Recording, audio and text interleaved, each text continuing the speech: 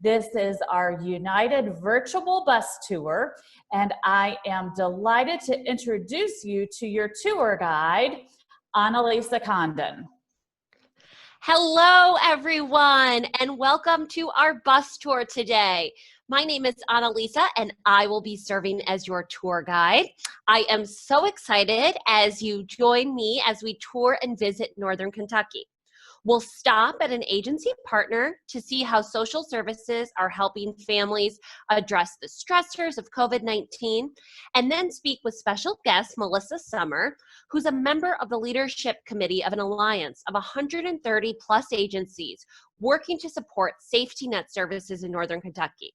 After that visit, we'll get back into our bus, cross the river, back to Cincinnati, where we'll finish our tour speaking with my colleague, Chandra Matthews-Smith, about some of our new community engagement opportunities during COVID and the important role that partnership plays in United Way's impact strategies as we continue to build strong financial foundations for families in times of response, recovery, and as we help revitalize our community. All right, so are we ready to go?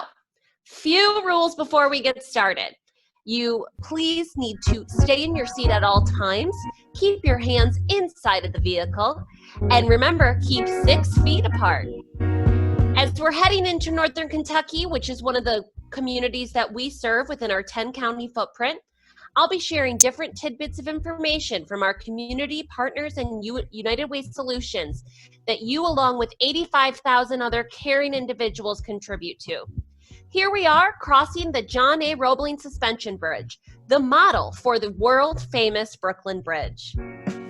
As we enter into Kentucky, we will quickly see on the left is an early education partner, Learning Grove. Some of you might know them from their former names of Children Inc. or Cincinnati Early Learning Centers. United Way helped support that merger that helped make them a stronger, more effective organization.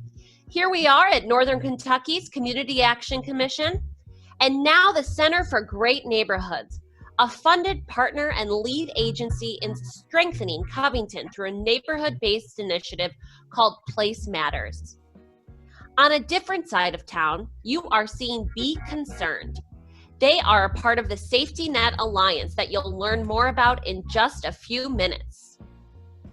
Many Northern Kentucky and families also attend John G. Carlisle, a Covington school, just one of the schools that has programs by Covington Partners, a United Way partner helping the success of students in and out of schools. Along with that, many Northern Kentucky families benefit from the work of the Welcome House, a United Way partner that supports a continuum of housing services. Now we're in Newport and passing Newport schools, one of the school districts that will benefit from United Way's Success by 6 Wi-Fi access initiative that will close that digital divide that too many students struggle with who can't afford Wi-Fi on their own. And here we are at the Brighton Center for our first stop. Brighton Center is one of 137 partners that United Way funds to ensure strong nonprofit systems of care for families across our region. And we are so thankful to have Melissa Summer join us today for our bus tour. Melissa, are you there? I'm here. Great. Melissa, I have an awesome group of P&G campaign coordinators. This team is responsible for sharing United Way's story and impact with their thousands of colleagues, so no pressure. Volunteers from P&G, we have the opportunity for you to ask questions to Melissa, so please feel free to put them in the chat. Melissa, as I said, you're going to help me guide this group in seeing how United Way really harnesses the collective power of stakeholders to tackle our toughest community problems in a coordinated, comprehensive way that really maximizes our donors' dollars. So Melissa, to get us started, could you share a little bit about your position at the Brighton Center and help us understand the purpose of the group and the work that the community needs that the Alliance seeks to meet? Sure. Welcome to Northern Kentucky. I know you passed a lot of our partners along the way that lean into the Safety Net Alliance and that we work together. The Safety Net Alliance is a organization that comes together over 130 partner agencies, faith-based, nonprofits, schools, etc., that really started back when the recession hit us in the early 2010, 2009, really dealing with the fact that we needed to look at our efficiency and effectiveness of our services in Northern Kentucky. And we now, like I said, have 130 partner agencies that come together. We are very committed to looking at how we do things. So, and United Way was one of those innovative funders that said, you know, we want to fund services, but we also want to fund the opportunity to innovate and to be efficient and to look at how things are set up and run. A lot of times we hear from our for-profit partners and friends that say, why don't you all just work together more? And the Safety Net Alliance is a perfect example of that. That's great. Can you share a little bit more, though, by what you mean when you say safety net services? Sure. Safety net services are those basic services: food, clothing, shelter, all those things that folks need to start their journey to self-reliance, to start their journey to their hopes and dreams. And those services are things that we talk about, those bags of food you're going to see in our food pantry. There are those things that look at quality childcare. So we look at those things that we call work supports, which are those benefits and those services that surround folks that help them get on a career path and move forward. Because a lot of times we don't want our systems to be the barrier or the reason people can't move forward. We want them to be the reason people can move forward. I love that. Thank you so much for sharing that. Now, can you explain a little bit about how the Safety Net Alliance's work changed as a result of COVID-19? How has the group responded? Absolutely. Well, as many of you heard, we are seeing requests 2 times, 3 times the amount that we had prior. And these are folks that sometimes had came and accessed services through our partners, but many times these are folks who have never asked for help before, who are working jobs, who were taking vacations before, who were paying their mortgages, who were living what they felt like was their dream. And what has happened to them is they've had to walk through the doors, or in our cases with COVID, drive through and be able and ask for help. And that's been a difficult journey for many. So we really wanted to look at how we're supporting the families that traditionally access services and are on their journey to self-reliance, and those who maybe aren't used to doing that. So United Way really came around that. I think the primary things that United Way looked at really was, how do we get resources out there fast? How do we be efficient about that? And so we worked as a kind of liaison to get those dollars out and into the families, helping families as soon as possible to to minimize the damage, to make sure that folks were able to sustain what they could, to start building. So getting that out there and making sure that worked well. I think that the other issue is that we've started meeting. We meet weekly as a Zoom call, over 60 partners coming together. And we're talking about things like, what are the trends we're seeing? How are we dealing with things now, but how do we need to deal with them in the future? What needs to happen? And how are we reacting and making sure that we're being responsive in a way that looks at equity, in a way that looks at whether it be digital equity, or how we're approaching racial injustice at this point, and how we're looking at all those pieces and parts, and how we have a regional response, how we're leaning in. United Way has always really pushed and expected us to be innovators and to be efficient and effective with the dollars that we get through our partners. And I think that that responsibility is huge. I appreciate that, Melissa, and thank you for sharing that. I'm seeing here that we do have time for a question, and I've got one for you right here. You talked a little bit about how United Way was able to support you all, but tell us a little bit about how United Way was able to support that increased need for families because of COVID-19. Absolutely. I touched on that a little bit, but it was really that ability to come together. It was dollars that came through the Regional Response Fund that went directly out to partners, that went directly to families, getting them food. It was the ability to support being nimble and to be responsive. And it really, was that empowerment of, let's do things differently. They were able to work to get PPE. They were able to get items that were needed at the level of the work, that in some cases, coming together and stepping forward and being part. I loved at the beginning where I talked about being part of the solution. United Way is always looking at how they can be part of that solution and how to be united. And so I think that the safety net is really a good example of that united approach. I really appreciate that. And I loved how you touched on how you saw a lot of new clients who typically weren't used to asking for help, and that you were all there because of the Safety Net Alliance. On behalf of myself and all of my colleagues, thank you so much for the continued work you do at the Brighton Center. This is just fantastic. We're still going to stay at the Brighton Center for a little bit.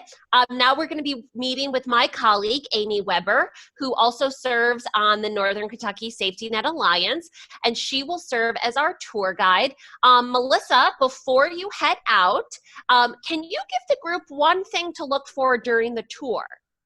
Well, what you're going to see is we had to do things differently. And I just want to give a shout out to P&G. Through the years, you all have had volunteers that have come over and showed us about logistics and the things, efficiencies that you put into place all the time. So you'll see some distancing. We've had to use our space differently. You'll see the flow, so the least amount of touches on an item is happening. So it's looking very different over there. And I hope you see some things that you might have, as a corporation, shared with us. Oh, that's great. Thank you so much, Melissa. Amy, handing it over to you. Great. Thanks so much. So as you can see, I am here in Brighton Center's pantry. This is just one of the many pantries and emergency assistance programs that United Way supports on an annual basis. These programs last year alone provided more than 120,000 resources for families and individuals in need. And Melissa said that's need across the board, from food to financial assistance to clothing and housing items. So we are going to get going on this tour, and along the way, I'm going to share a little tidbits about the service delivery that you're seeing. So let's get started. So as you can see, we're going to be in the same building that we've been. And most of our tour is actually going to be outside. As you can imagine, Brighton Center and many other of our partners have had to pivot and make sure that their services can be provided in a way that really limits contact. So you're going to see that there's a lot of distance between, in this case, staff that's taking in the intake and helping assess what they need. Close by down the street, we actually had a chance to pass by their garden. So this is what Siri mentioned in the manifesto, that gardens help not only provide families with fresh food, but supplement pantries. Oh, did you see that? So there's a little note to P&G and the support that you've provided to pantries like Brighton Center, as well as partnerships with Freestore Food Bank that really help stretch the food that Brighton Center is able to provide. As Melissa shared, things look really different. So what you may not realize is that you're actually standing in their typical lobby space. So they've had to spread out in order to make sure that volunteers have safe distance and can appropriately still customize the food that their customers are receiving. So that's just a quick tour of Brighton Center, and like I shared, this is just one example of many, many partners that are working to meet the increased demand while making sure they're pivoting to stay healthy and safe.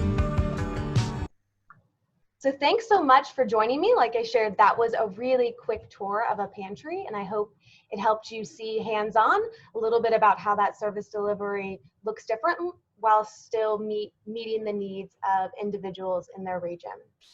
So with that, I'm going to actually pass it back to Annalisa for the next leg of your tour. And actually, I don't know where she went. Annalisa, are you there?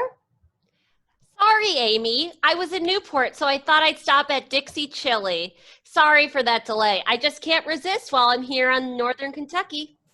Thank you so much. Now we're going to head back to United Way to talk with my colleague, Chandra Matthew-Smith, to learn more about other ways that United Way is responding to COVID-19 through new public and private partnerships. And wow, what do you know? We're already back at United Way. Isn't the drive home always faster? Hello, Chandra. Thank you for receiving me and my group today. Good afternoon, everybody, and thanks so much, Annalisa, for stopping by the United Way to chat with me today. I am so excited to be here. Well, we are so excited to have you, and we are really excited to learn more about these United Way partnerships outside of those traditional agency partners, and more that in regards to our community and how it can support change and impact. So can you start off by introducing yourself to the group and sharing a little bit about United Way's philosophy on partnership? Sure. I am Chandra Matthew Smith, and I'm the Community Engagement Officer. I've worked in the public and private sector in the greater Cincinnati area for over 30 years. The United Way has more than a 100-year history of collaboration and mobilizing resources, people resources, talent, expertise, dollars, etc., to solve our community's toughest challenges. And if we look at the community challenge of building stronger financial foundations for individuals and families, we know that we can't do it alone. Building financial stability is like building a strong house, right? It takes a lot of different experts working together in a coordinated way. The United Way has traditionally done a lot to support nonprofit partners to make sure there's a strong foundation of a nonprofit system of care. And we'll continue to do that work, but even nonprofits can't meet everyone's needs. We're working more intentionally today to leverage the resources of public partners like Job and Family Services and really help empower families where they live, work, and worship by expanding our non-traditional partners. I love that. Thank you so much for sharing that. As an employee here at United Way, I am so excited to hear about this new work.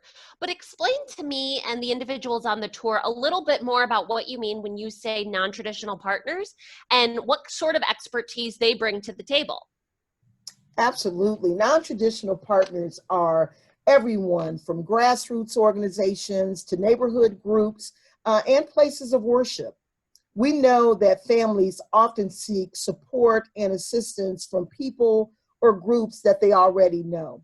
It is not always someone's first thought in a time of crisis to call a social services agency.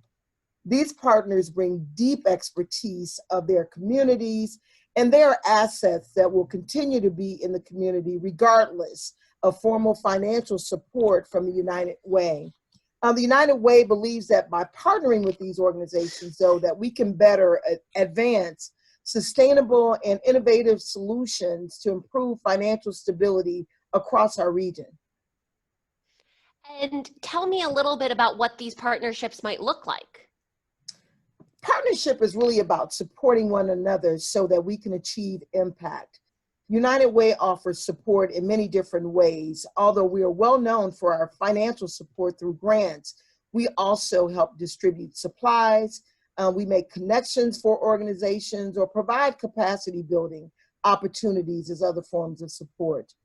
During the peak of COVID-19 and the stay-at-home orders, our support of our non-traditional partners included connecting them, the places of worship, with basic needs services, to the Regional Rapid Relief Fund for financial support and distributing PPE items, a huge shout out of support for Procter & Gamble for the mask and hand sanitizer. That donation was just invaluable. We also partnered with Hamilton County Job and Family Services to provide gift cards to individuals who lost income. And so the gift cards were short-term relief to those waiting for their unemployment benefits. Very exciting new example of our partnership with non-traditional organizations and leaders is our Black Empowerment Works initiative. You may have seen in the news recently that we invested $600,000 in 29 Black-led grassroots generated projects, and we're super excited about that.